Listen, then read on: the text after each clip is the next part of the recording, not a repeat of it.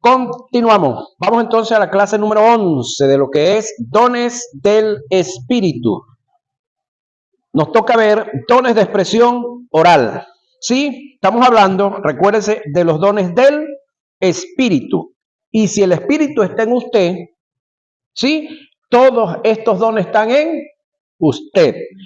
Otra cosa es que el Espíritu lo va a usar o usa a cada uno de nosotros como Él quiere, no como usted pida, como Él quiere.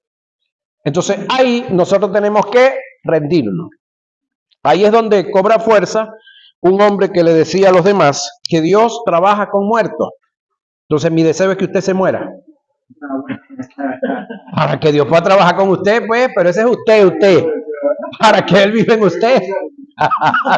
Han distraído. Entonces, por allá Pablo dijo, para que Cristo crezca en ustedes. Para que Cristo crezca en nosotros, entonces nosotros tenemos que menguar, morirnos. Entonces mi deseo es que usted se muera. Usted, pero para que Dios, Cristo y Espíritu Santo viva en usted. Amén. Ok, dones de expresión oral. Don de profecía. Oiga, don de profecía es uno y el ministerio profético es otro, señoras y señores. El don, no se lo olvide, es temporal, circunstancial, y el ministerio es constante, permanente, perenne. Supongamos que aquí hay un ministerio profético. Dios nunca va a levantar a nadie en don de profecía, porque para eso tiene el oficio del profeta en el sitio. Pero si no está el oficio del profeta, Dios puede usar al que Él determine usar. Pero el hecho de que la hermana Elizabeth Roja, Dios la levanta y da una profecía, entonces de ahora en adelante Elizabeth profeta, no.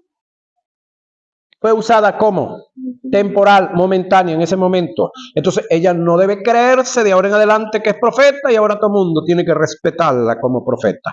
Es más, el don de profecía es un don de servicio, es para servir, no para que nos sirvan. Para mayor comprensión de este don en sus funciones en la dispensación de la gracia, haremos un estudio en relación al profeta del Antiguo Testamento. Oiga lo que viene, su carácter que tiene que ver con el espíritu del profeta, sus funciones, entre otros, el don de la profecía como manifestación del espíritu y el oficio del profeta como ministerio dado por Jesús. Es algo tan serio que en el Antiguo Testamento habían escuelas de profetas para instruir a quienes tenían el llamado de parte de Dios, y muchos de los que profetizaron en nombre de Dios sin ser enviados, por Él, eran lapidados hasta la muerte. Es decir, en el Antiguo Testamento, cuando usted se ponía a inventar, como algunos de estos tiempos andan inventando profecías por ahí, allá los agarraban y los apedreaban.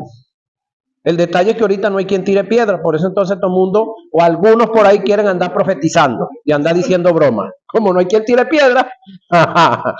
Ahora, el detalle es que alguien dijo una gran verdad. Cualquiera dice que es pastor, cualquiera dice que es profeta, cualquiera dice que es apóstol, ¿sí? Cualquiera se sube en una tarima, pega 4 gritos y dice que es evangelista, pero no cualquiera dice que es maestro, porque tiene que demostrarlo. No, yo soy maestro, Le hacen cualquier pregunta y ¡cuácata! Ya está listo. Pero como los otros no hay que demostrarlo, cualquiera dice que esos sí son. Ahora, por la declinación moral del sacerdocio bajo Elí y sus malvados hijos, hizo que Samuel sintiera la inspiración de formar una escuela de profetas. Allí los jóvenes, mayormente los levitas, se entrenaban para enseñar la ley de Dios al pueblo. Había una de estas escuelas en la ciudad de Rama, presidida por Samuel, y a la cual huyó David cuando Saúl lo buscaba para matarlo. En este lugar estuvo por algún tiempo, Parece que había otra escuela en Gilgal, pues Samuel menciona a una compañía de profetas. En los días de Elías y Eliseo se hacía referencia a los hijos de los profetas que vivían juntos en Gilgal, Betel y Jericó. Estas escuelas eran, sin duda, para la enseñanza y estudio de la ley y la historia de Israel. En ellas se cultivaban también la música y la poesía sagradas. La escritura sagrada vino a ser una parte importante del trabajo de los profetas. A estos jóvenes se les preparaba mental y espiritualmente para ver que estuvieran en capacidad de ejercer una mayor influencia para el bien del pueblo. Todo lo que está escrito en el Antiguo Testamento y parte del Nuevo fue producto de las palabras dadas por el Espíritu Santo en inspiración a la vida de los profetas, y que estos hicieron recopilación de ella. ¿Qué son tiempos proféticos y apostólicos? Ok, ahorita o en el Antiguo Testamento, hermanos queridos, el profeta era un individuo sobre quien venía el Espíritu Santo, temporal, ocasionalmente. Luego que el pueblo consultaba con el profeta le llevaba a Dios la preocupación que había, lo no claro que estaban, y Dios por el Espíritu le hablaba al profeta y luego el profeta le hablaba al pueblo allá, porque solamente el profeta era el que tenía ese acceso con Dios. Eso se acabó, señores y señores. Ahorita no, el profeta no es la alcabala para llegarle a Dios. Ahorita Dios vive dentro de ti. Amén. Somos templo y morada del Espíritu Santo. Nosotros los creyentes, los hijos de Dios, somos los únicos seres humanos que caminamos sobre la tierra con dos espíritus. El suyo nació de nuevo y el Espíritu Santo dentro de usted. Amén. Nosotros no debemos, es decir, el Salmo que dice, creo que es el 121, que miremos a los montes de donde viene nuestro socorro. Ya eso para nosotros no cuadra. Podemos mirar a los montes, que tiene que ver con lo alto, y mirar de dónde vino nuestro socorro, porque ya nuestro socorro no está en lo alto, nuestro socorro está aquí adentro. Amén. El detalle es que no queremos mirar aquí, estamos mirando para el cielo. Y si miramos para el cielo no vamos a conseguir socorro, porque el socorro está dentro de nosotros. Así sencillito yo. Entonces tenés que mirar para dentro tuyo, ¿dónde mora el Espíritu Santo? Amén. Entonces, los profetas ahorita no vienen a darnos sorpresa. Cuando un profeta viene a usted, viene a confrontarlo con un trato que ya Dios tiene en tiempo contigo. Amén. La profecía o los profetas, no están ahorita para repartir novias, novios, carros, casas o negocios. Los profetas del Antiguo Testamento hablaban del Mesías. Los de ahorita deben de seguir hablando del Mesías también. Allá era que venía y ahorita es que ya vino y que vuelve. Amén. ¿Sí? Pero los que vemos ahorita como profetas andan repartiendo casas, carros, novios, novias, ministerios. Es más, por ahí me enteré de una amiga, yo creo que ustedes la conocen de vista, pues no le voy a decir quién es, dejen la curiosidad.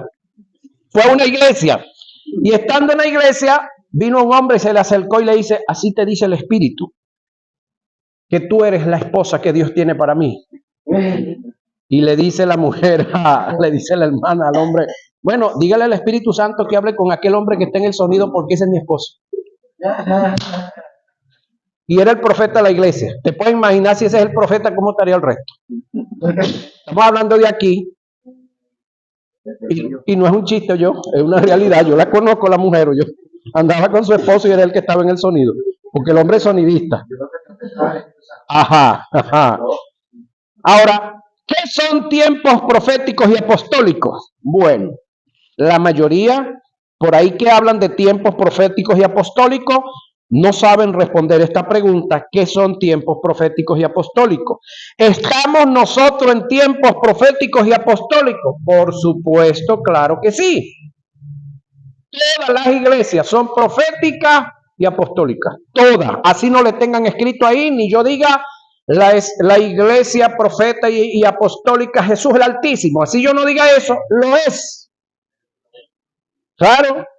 Ahora, estos tiempos no tienen nada que ver con la profecía con la proliferación, de profetas y apóstoles, que tenemos otro detalle por ahí. Los que andan en esta onda, como dicen los argentinos, que el pastor, ok, él es el pastor de la iglesia, o en este caso es el apóstol, y entonces la esposa le tenemos que canchar el ministerio apostólico. Ella es el ministerio profético, que si él es el pastor, la esposa tiene que ser profeta, juro. Puede que lo haya, pero no es obligatorio. No es obligatorio. Hay mujeres que no tienen ningún ministerio. Aquí en la zona, uno de los matrimonios más viejos y sólidos ministerialmente, ella no canta ni siquiera dirige, y la han criticado por eso. Una mujer de aquí de la zona, que ya están despidiéndose, tienen muchos años en el ministerio, y ella la han criticado mucho por eso. Y ella dijo: bueno, yo ni dirijo, ni predico, ni hago esto, pero he atendido muy bien a mi esposo durante los años de matrimonio. Le he criado, creo que tienen 3 hijos, 2 hijos, le he criado los hijos y nunca le he montado la caramera. Y otras que dirigían, que predicaban, que hacían esto y lo otro, ya usted se lo imagina, pues. Son detalles, yo. Ajá. Estos tiempos no tienen nada que ver con la proliferación de profetas y apóstoles. No estamos en contra de ellos tampoco. Según los escritos del apóstol Pablo, estos tiempos se determinan por una iglesia que tiene un carácter formado en el conocimiento y la doctrina de lo que los apóstoles aprendieron, dijeron y establecieron de lo que los profetas anunciaron, o en este caso de lo que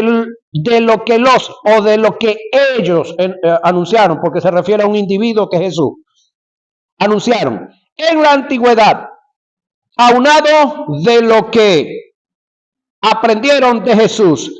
Caminar en tiempos proféticos y apostólicos es vivir, pregonar, anunciar, vociferar y defender la doctrina que Jesús dejó en sus discípulos y que en ellos se complementó por instrucciones e inspiración del Espíritu, haciendo registros de lo que los profetas anunciaron con anticipación referente a Cristo Jesús y estos tiempos. Edificados, dice el texto, en el fundamento de los apóstoles y profetas, siendo la principal piedra del ángulo Jesucristo mismo, en quien todo el edificio, que es la iglesia, bien coordinado, va creciendo para ser, oiga, un templo santo en el Señor, en quien vosotros, usted y yo, también sois juntamente edificados para morada de Dios en el Espíritu Santo. Eso está en Efesios capítulo 2, verso 20 y 22. Los profetas que profetizaron de la gracia destinada, a vosotros, inquirieron diligentemente, indagaron acerca de esta salvación, escudriñando qué personas y qué tiempo indicaba el Espíritu de Cristo que estaba en ellos, el cual anunciaba de antemano los sufrimientos de Cristo y las glorias que vendrían tras ellos. Ahora, el detalle está que muchos de nosotros nos quedamos solamente en los sufrimientos de Cristo, pastor. Y en la gloria, después de los sufrimientos, no le queremos parar ni la queremos analizar. Ahora, a esto se les reveló que no para sí mismo, a ellos los profetas, sino para nosotros, administraban las cosas que ahora os son anunciadas por los que os han predicado, oiga, el Evangelio por el Espíritu Santo enviado del cielo. Primera de Pedro 1:10 al 12. Es difícil que una iglesia que no tenga una mente renovada y edificada por la palabra se pueda mover en tiempos proféticos y apostólicos. Para moverse en estos tiempos hay que tener una mente profética y apostólica. Para tener este tipo de mente se requiere tener los pensamientos de Jesús. Ahora, la pregunta es, ¿dónde están los pensamientos de Jesús? ¿En qué cajita quedaron guardados? ¿Quién los registró? Mateo, Marcos, Lucas y Juan. Mateo escribe para los hebreos. Marcos escribe para los romanos. Lucas escribe para los gentiles, los griegos. Y Juan escribe para quién? Para los creyentes. Para los creyentes. Para la iglesia. Que en este caso la iglesia es compuesta por los judíos que se convirtieron y por los gentiles que se convirtieron. Solo cuerpo. No es, ni son judíos ni son gentiles. ¿Sí? Entonces, no existe, señoras y señores, la iglesia judía. No existe la Israel espiritual. Tampoco existe la iglesia gentil. Existe la iglesia que se conformó de judíos y de gentiles. Y esa somos nosotros. La iglesia de Cristo. Que de paso es una sola. Que aprendí en estos días por la boca de un hombre que dijo una gran verdad que me sacudió y me cambió la idea, la idea y la manera de pensar en cuanto a esto. Yo decía, yo fundé una iglesia en Rafael Linares. Y sí, yo inicié de cero con mi esposa.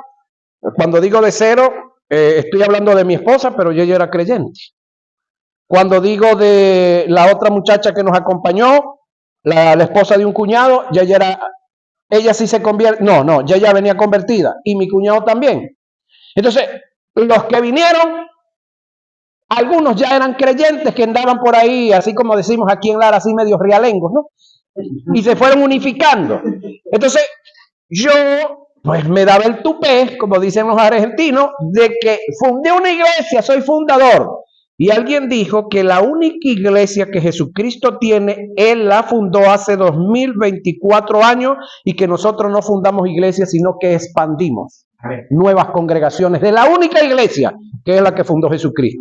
Eso me echó por tierra mi ideología que tenía. Me acabó con la palabra de fundador. Ahora no soy fundador, soy expandiente de la iglesia del Señor. Ahora, ¿quién los convenció de pecado, de juicio y de justicia? El Espíritu Santo. Pero como la iglesia está edificada en Cristo, el fundador de la iglesia es Cristo, ni siquiera el Espíritu Santo. El Espíritu Santo es un colaborador, al igual que nosotros, de la apertura de nuevas congregaciones. ¿Amén? Entonces, ¿somos fundadores de la iglesia? No. Ajá. Entonces el pensamiento de Jesús está escrito. ¿Usted quiere tener el pensamiento de Jesús? Lea los 4 evangelios. Léalos. Apréndaselos de memoria. Háblelos, dígalos, escríbalos.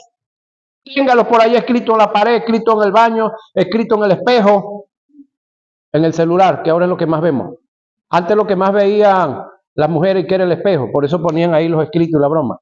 En la nevera también, en la puerta de la nevera, las cuestiones. Ahora como lo que más vemos es el teléfono, entonces ahí hay que escribir varias cosas, ¿verdad? Hay que tener varias Biblias ahí. Yo le pregunto a los muchachos ahí en la iglesia, ¿usted tiene Biblia ahí? En el teléfono, ¿no? Los que tienen teléfono inteligente, no, ese teléfono está descarriado, reconcílielo con Dios. ¿Ven, Angelito? Y ya ahora tienen Biblia en los teléfonos. Bueno, entonces cuando vamos a abrir la Biblia, Vamos a la digital, pues. Porque de repente la otra, aparte de que está costosa, a algunos les da pena cargarla, a otros por alguna circunstancia no les es muy cómodo. Bueno, tenemos la digital, no nos caigamos a esa. Yo en un teléfono tengo 2 y en el otro tengo 3, cargo 5 Biblias. Más la otra que anda aquí construyéndose todos los días. Ahora, y para tener los pensamientos de Jesús hay que conocer la palabra que habla de Jesús. Tiempos proféticos es la proliferación. Tiempos proféticos es la proliferación de profecías dadas a nuestra propia merced. Ya va. Tiempos proféticos no es tampoco. ¿Sí? No es. Tiempo profético no, que no aparece aquí, es tampoco la proliferación de profecías dadas a nuestras propias merced o caprichos humanos, ya que la profecía es de fuente, oiga, espiritual. Todo aquel que se levante profetizando de parte de Dios y la fuente e inspiración de la profecía no descienda de él, de Dios Espíritu, el tal no será tomado por inocente. Su vida quedará estancada, cercenada de la bendición de Dios. Profeta, vamos aquí a Deuteronomio 18, 18 y 20. Profeta les levantaré de en medio de sus hermanos, como tú, y pondré mis palabras en su boca, y él les hablará todo lo que yo le mandare. Mas a cualquiera que no oyere mis palabras, que él hablare en mi nombre, yo le pediré cuenta. El profeta que tuviere la presunción de hablar palabras en mi nombre, a quien yo no le haya mandado hablar, o que hablare en nombre de dioses ajenos, el tal profeta debe morir. Entonces, este individuo que le llegó a la hermanita y le dijo, el espíritu me dice que el esposo tuyo soy yo, ya va, ¿qué espíritu le estaba hablando?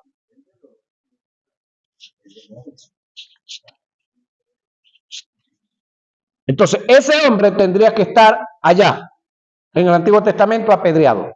Porque cuando ella diga, aquel hombre es mi esposo, lo que tú estás diciendo es incorrecto, se lo decían al sacerdote, piedra con ese, hasta que se muera.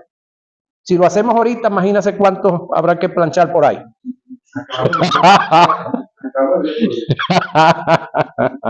Ajá. El espíritu de la profecía. Cuando hacemos referencia al espíritu de la profecía, estamos pensando en el carácter y en su naturaleza. Por tanto, ninguna profecía que se dé de parte de Dios viene a estar en contra del carácter y naturaleza de él. ¿Cuál es el carácter de Dios? Amor, gozo, paz, paciencia, benignidad, bondad, fe, mansedumbre y templanza. Oiga esto nuevamente. Ninguna profecía que se dé de parte de Dios en este tiempo viene a estar en contra del carácter y la naturaleza de él. Usted vio el lote de profecías que comenzaron a salir antecito o en plenas elecciones hablando de Venezuela, pero casi todos de allá afuera. ¿De qué hablaban? De muerte, de destrucción, de sangre, de desgracia. Es más, cuando pudiéramos decir, esta línea de gobierno estaba tomando el poder, por ahí se levantaron unos profetas, uno que tuvo una visión de que toda Venezuela, el mapa de Venezuela se pintaba de rojo. Y enseguida dijo, eso es muerte porque rojo es sangre de Venezuela. Y alguien le dijo, hermano, perdóneme, usted está fuera de orden. El partido de gobierno que tomó el país, ¿cuál es su color? Entonces no es sangre, era que un partido de esta línea iba a tomar todo el país. ¿Se entiende eso, verdad? Otro tuvo la visión y vio todo el mapa de Venezuela negro. Y ahí mismo dijo, negro es muerte, es luto, es que en Venezuela va a haber saqueo, va a haber muerte, va a haber desgracia por todo el territorio. Después se sabe la noticia de que somos el país número 1 en producción petrolera a nivel mundial. ¿Tenía que ver con muerte? ¿Tenía que ver con luto? Tenía que ver con las riquezas que están en el subsuelo, debajo de la tierra de nuestra nación. Pero la gente es muy dada a la desgracia, a la muerte, a lo malo. Entonces, ¿los moverá el Espíritu Santo a esa gente que piensan así? Ok. Entonces, el profeta en este tiempo tiene que conocer, óigame, qué es redención, qué es remisión y qué es propiciación y qué es regeneración. Si el profeta en este tiempo no conoce cristología de alta crítica, recomiéndale que estudie con nosotros. Vaya la cuña, ¿no? Para que no ande hablando de que Dios, el Dios del cielo anda repartiendo juicios por todos los lados. Y que, como el caso de la desgracia que hubo en Brasil, se la achacan a un acto que hicieron los brasileños. Lo que pasa es que ese acto lo habían hecho 2 años antes. Ahorita en Estados Unidos acaba de pasar un detallazo también. Por ahí andan los videitos y todo eso. Ya va. Cuando usted conoce la posición que Dios tiene ahorita, usted sabe que el que quemó todo eso que se quemó no es Dios. No puede hacerlo ahorita. No puede hacerlo. Tiene cómo hacerlo, pero está imposibilitado de hacerlo, porque toda su ira cayó sobre Jesús para no hacerlo sobre más nadie hasta que la iglesia no sea levantada. A que hay este tipo de desgracia porque alguien se puso, como en el caso de Colombia, a romper un tubo de gas para robarse el gas y le explotó todo eso y mató a un gentío, ya ese es un error humano. Como puede suceder con la gente que construye en la orilla de un río, como los que construyen en la pata de un cerro y no saben que ese cerro es producto de un volcán y que está vivo y que de repente volvió a explotar y quemó un gentío también. Entonces le echamos la culpa a Dios de nuestros errores o de los errores de otros. Ahora, ya que Dios es la fuente de la profecía, el profeta no solo está llamado a declarar la voluntad y los designios de Dios en una palabra, sino que viene a mostrar su carácter para el tiempo. En el Antiguo Testamento era una manera de mostrar el carácter, pero ahorita es otra, en una palabra profética. Por esta causa, el apóstol Juan dijo, probad los espíritus, y precisamente se refirió, a profecía. Pablo dijo que la profecía debe ser juzgada. Oiga, que la profecía, no al profeta, no al individuo, pero sus acciones. Amados, no creáis a todos los espíritus, sino probad los espíritus. Tiene que ver con el carácter. Si son de Dios, porque muchos falsos profetas han salido por el mundo. En esto conoced el Espíritu de Dios. Todo espíritu que confiesa que Jesucristo ha venido en carne es de Dios. Y todo espíritu que no confiesa que Jesucristo ha venido en carne no es de Dios. Primera de Juan 4, 1 al 3. Ahora, toda profecía que viene de Dios tiene que mostrarme el carácter de Dios en este tiempo. Y el carácter de Dios en este tiempo es amor, gozo, paz, paciencia, benignidad, bondad, fe, mansedumbre y templanza. Asimismo, los profetas hablen 2 o 3 y los demás juzguen, analicen. Y si algo le fuere revelado a otro que estuviera sentado, calle el primero, porque podéis profetizar todos uno por uno, para que todos aprendan y todos sean exhortados, y los espíritus de los profetas estén sujetos, oiga, a los profetas, pues Dios no es Dios de confusión, sino de paz. Primera a Corintios 12, 29 al 33. Esto fue notorio en el caso de Moisés, por causa de mostrar su propio carácter ante el pueblo y no el de Dios, fue desterrado y desechado por Dios como profeta. Dios le dijo la segunda vez que le hablara a la roca para mostrar al pueblo su gratitud y no que la golpeara.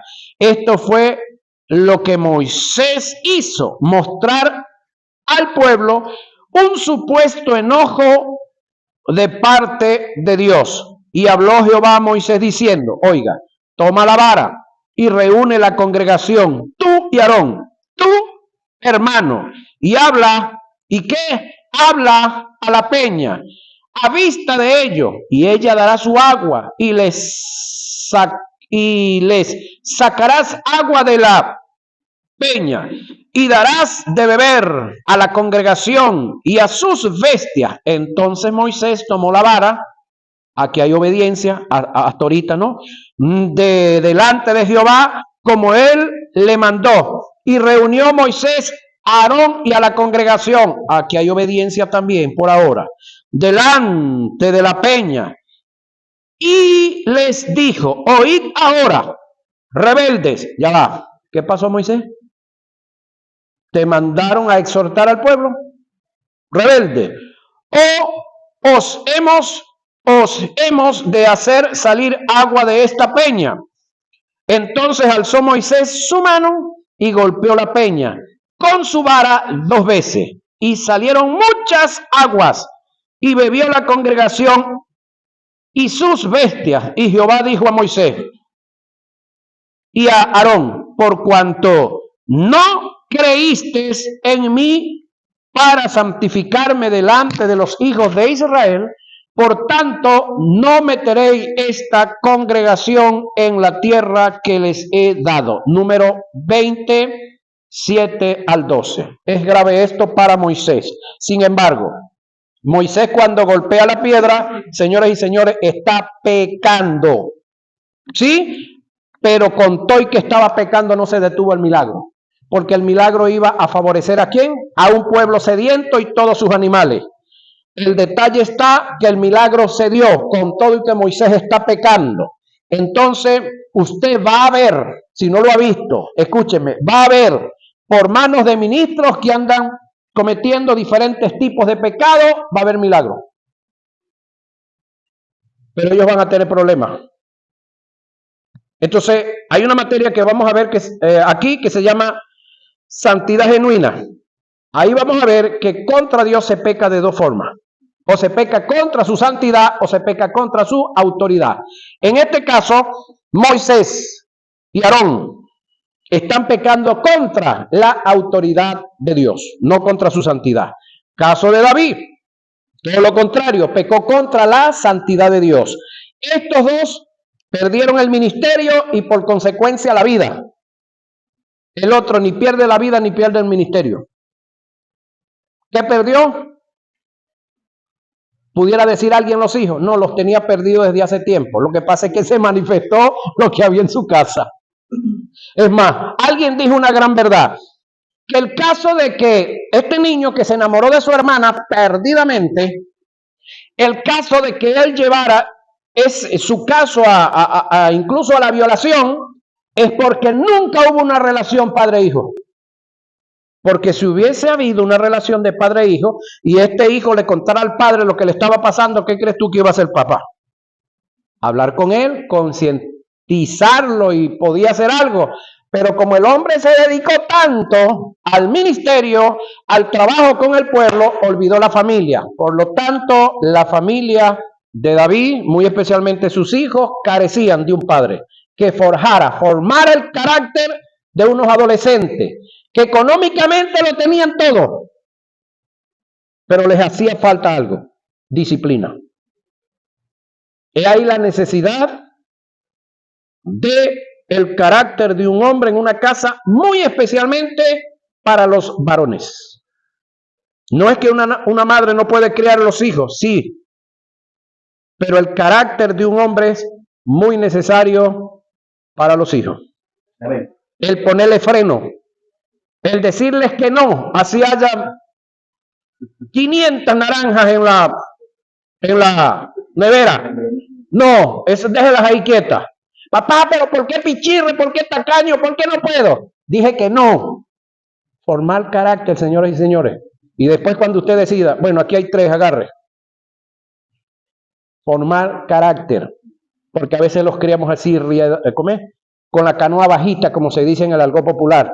Y hacen y deshacen. Y entonces cuando no hay, que de verdad no hay, berrinche que arman, hermano. Y nos hacen pasar penas. Y al padre también, ¿verdad? Entonces, ese es el detalle. Aquí, estos individuos cometieron su error. Dios se lo pasó por alto. El pecado se los perdonó. Pero las consecuencias, perdieron el ministerio y por causa del caso también perdieron la vida. En el caso de David se destapó y se mostró la desgracia de familia que tenía. Por culpa de él, no por Dios. Ahora, en este tiempo, señoras y señores, tenemos que tener sumo cuidado los que decimos que tenemos ministerio. El predicar un mensaje que no muestra el carácter de Dios es hablar de un Dios que no es existente real en este tiempo. ¿Sí? Entonces, debemos de conocer. ¿Dónde vamos a conocer el carácter de Dios? Estudiando, leyendo, estudiando, analizando. Aquí está el logo. Cuando yo camino sobre el logo, el rema que está en el logo va a saltar hacia mí. Y se me van a iluminar verdades que ni siquiera el predicador va a enseñar, pero que el Espíritu me las está iluminando. Mientras él está hablando, por otro lado, el Espíritu Santo me está iluminando cosas. Entonces, tengo el conocimiento de lo que me enseñaron, pero tengo del que el Espíritu Santo me iluminó. Entonces debo ser mejor que ese tipo. Eso espero y aspiro yo de ustedes. ¿Saben qué se fueron? Ajá. Toda profecía que redunde en, oiga, prejuicio, en deshonra y no glorifique el nombre de Dios y que no vaya de acuerdo a su carácter en este tiempo y naturaleza, debe ser descartada como procedencia de Dios. Toda profecía debe ser filtrada y discernida por la palabra profética de Dios, porque no os hemos dado, oiga, a conocer el poder y la venida de nuestro Señor Jesucristo siguiendo fábulas, es decir, ideologías artificiosas, sino como habiendo visto con nuestros propios ojos su majestad. Pedro está hablando de la experiencia personal que tuvo con Cristo, pero también ese mensaje que ellos estaban llevando lo habían leído y oído muchas veces en la sinagoga. Y ahora no solamente tenemos el mensaje de la sinagoga, sino que lo vieron con sus ojos y caminaron. Ajá. Y comieron con él y anduvieron con él. Pues cuando él recibió de Dios Padre honra y gloria, le fue enviada desde la magnífica gloria una voz que decía: este es mi Hijo amado, monte de la transfiguración. Sí, sin embargo, hay 3 ocasiones en las cuales Dios habló en su voz audible. La primera, Río Jordán. Este es mi Hijo amado en quien tengo complacencia.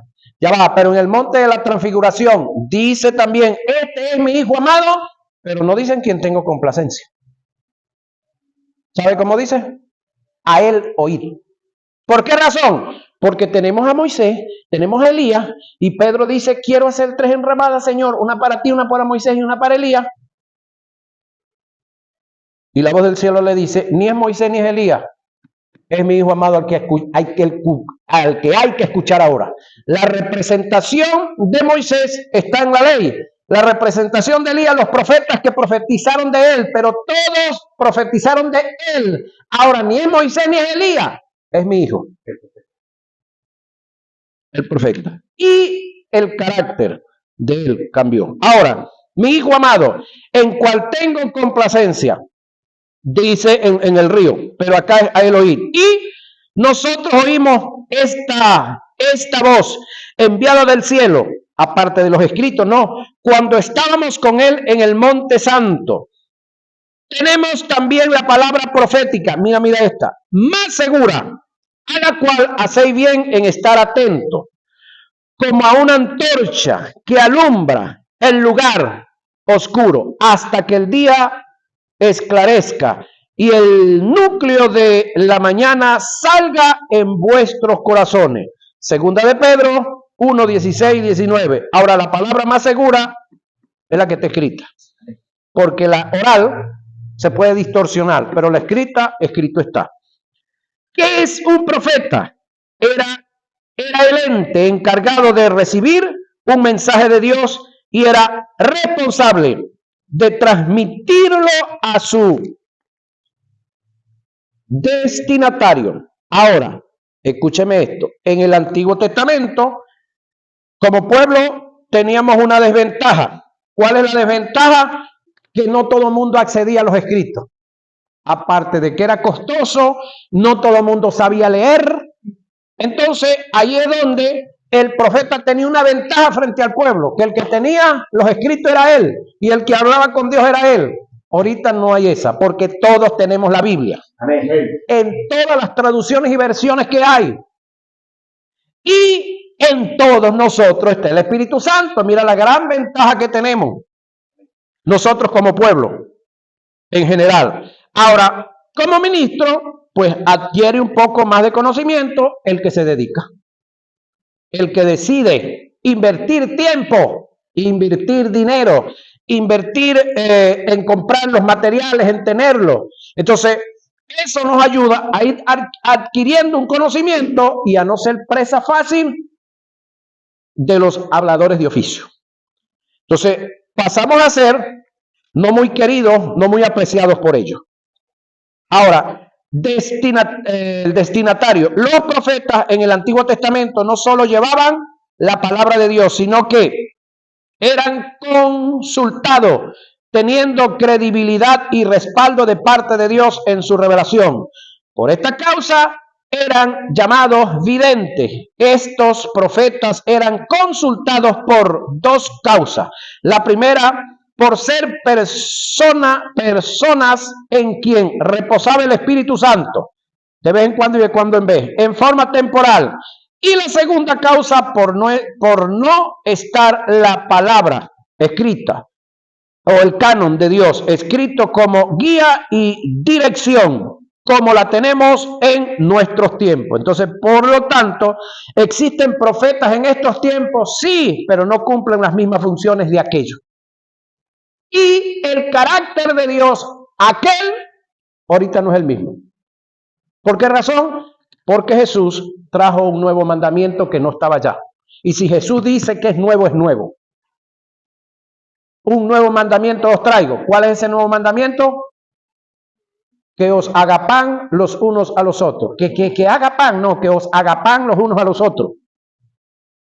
¿Qué es agapan? Ágape. Que os améis los unos a los otros. Y de paso Jesús dijo que la ley y los profetas se resumen. ¿Cuáles son? Por sobre todas las cosas y a tu prójimo como te amas tú. Entonces no te pongas a amar a otro sin amarte tú, porque ese es otro error, que queremos andar amando a todo el mundo, pero no nos amamos nosotros. Ajá. Entonces, ok, vamos a dejarlo hasta aquí por ahorita y ya pasamos a la próxima y última hora de clase que sí vamos a terminar hoy.